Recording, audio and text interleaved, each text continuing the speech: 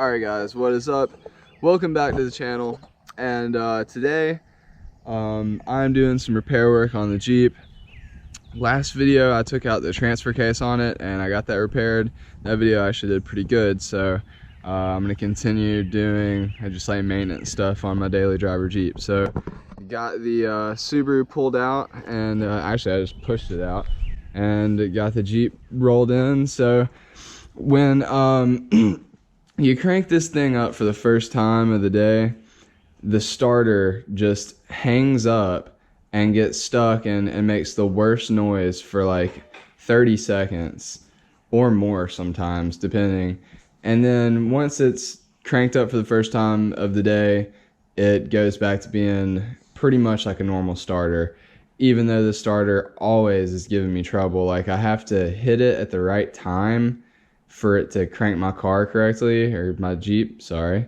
But so that's like a wiring issue or something's up with it, and it's been that way forever. But this is recent, and so I went to the dealership and got a new starter, which is in this box right here. And I also got these two nuts that I was missing from when I went to go take my transfer case off and noticed that they were already missing.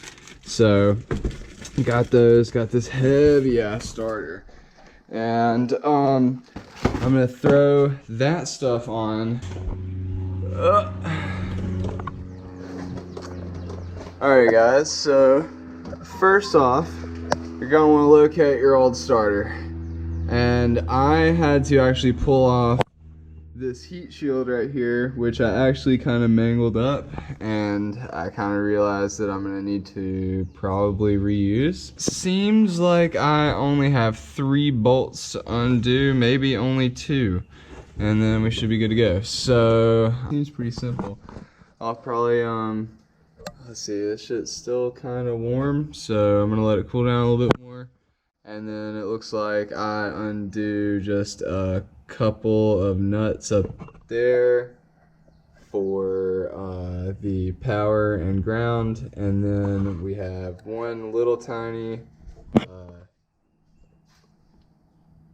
harness that we need to undo, and then looks like from there on we just take it on out. Alright guys, old starter is out, and it did not leave. It was not that difficult. Just one of these and one of these, and it popped right out. I'm about to pop the new one in and see how it does. Alright guys, so new starter is in, everything's hooked up.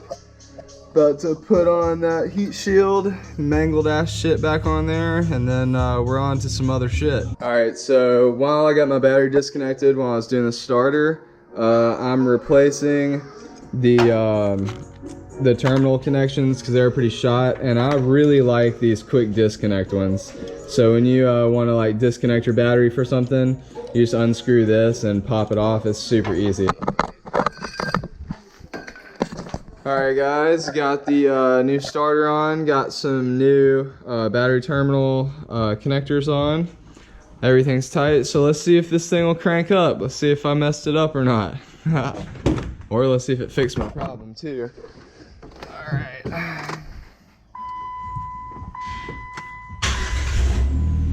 Hell yeah! No more shitty starter. That's what's up. Alright guys, so Jeep is good to go. That was a really easy fix, so definitely if you have a Jeep and your starter's going out, don't pay somebody to do it. If you have the tools laid out, which is pretty much some just, you know, like if you have the tools laid out, you can pretty much do it yourself in about 30, maybe 45 minutes. Just go get the part and save yourself all the hassle. But thanks for watching. Peace out, and I will definitely see y'all next video.